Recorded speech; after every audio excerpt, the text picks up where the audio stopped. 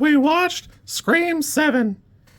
When a new Ghostface killer emerges in the town where Sidney Prescott has built a new life, her darkest fears are realized as her daughter becomes the next target. It's about 114 minutes, and I gotta be honest with you, the whole thing, the whole process we went through to get here has been tumultuous at best. A lot of articles have gone, oh yeah, Kevin Williamson, the creator of Scream, Kevin Williamson doesn't know how to write adults. That's why he hasn't done it in 30 years, and that's why his last directorial debut is so bad it was back in the 90s. I just don't know what to tell you. The reason you like Scream and Scream 2 is because Wes Craven was pretty great. He was able to balance out this childish writing. This movie just doesn't have any of the sauce. Unfortunately, in all the worst ways, it feels like a stab movie. Just the dialogue is so bafflingly bad. A lot of people are weirdly blaming Guy Busick, who, as far as I can tell, he's like a 10-year-old. I don't know why you could ever blame him. He's been in good projects. This just isn't one of them. I'm not going to comment on, like, the background stuff.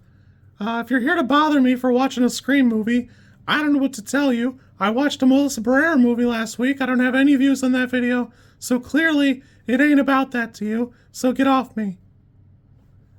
I went in wanting to like this, I really did, but it just doesn't have any of the good parts. There's no full tension when the killer's walking around. That opening scrawl actually doesn't make sense. It works for, like, the bumper of the other Scream movies, but for this, it's trying to make a statement, and the problem with it is it doesn't have anything to say. There's a whole subplot that I just don't know what to tell you. It doesn't work. It doesn't work from the perspective of the killer/killers. And anything you think about in this movie, when thought about with, like, a critical eye, it'll immediately fall apart and could be completely dismantled. The movie is so sloppy, there's a point at which Sidney and Gail Prescott, or Sidney and whatever, the reporter lady are together. Sidney just books it. She just runs off. That lady's gone for basically the rest of the movie. She doesn't appear again.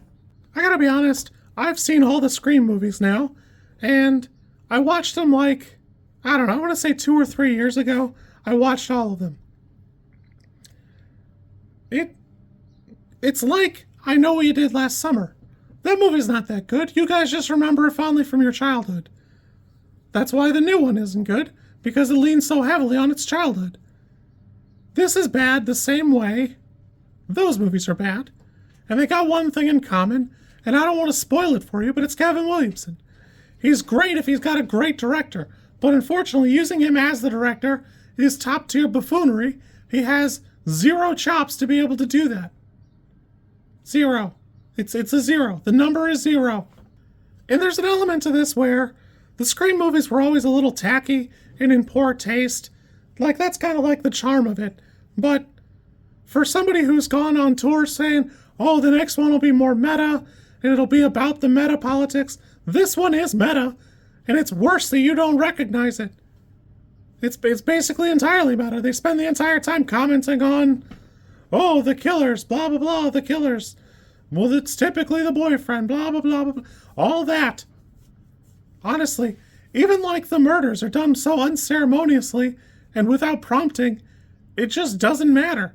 And there's like a pretty decent cast, but somehow, even with like people running down the streets, there's only 11 people in this little baby town. 0 witnesses. It's amazing. It's the most dead and obedient town I've ever seen.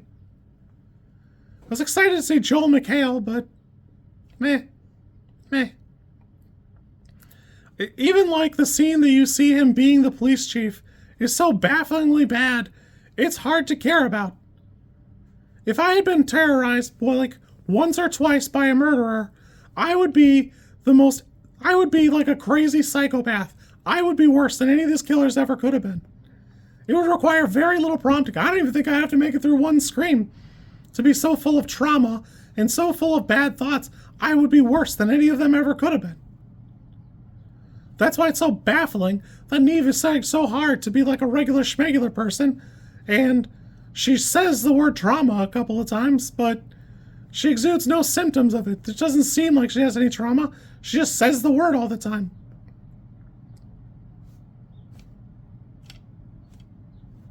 I don't know. I just don't know. I think the problem is Kevin Williamson. I don't know how to help you. I don't think the movie was destined to be good, but most of these movies aren't great. A couple of them are good, but this one were bad. It's bad the way the Stab movies would be bad, because those at least seem like they're a parody. The Scary Movie trailer plays before this, and I was kind of excited for it. I don't know, I'm kind of on the fence. But, it's funny that it plays beforehand because this movie seems like it fits right in. This movie seems like a Stab movie. In all the worst ways, it feels like a Stab movie. I don't know. You kids be good. This for me is a 4. It doesn't deserve better. I can't see anybody rating it a 10 or a 9. I'd be surprised if it shook out to be better than that. You kids be good. Yeah, I guess watch some movies. I don't know. Have fun. I'll catch you later. If you like this content, I'm supposed to ask you to like, comment, and subscribe. I think like is here, and comment is probably down there, and subscribe over there somewhere too, I think. I don't know how many times this like snippet is gonna make it into a video.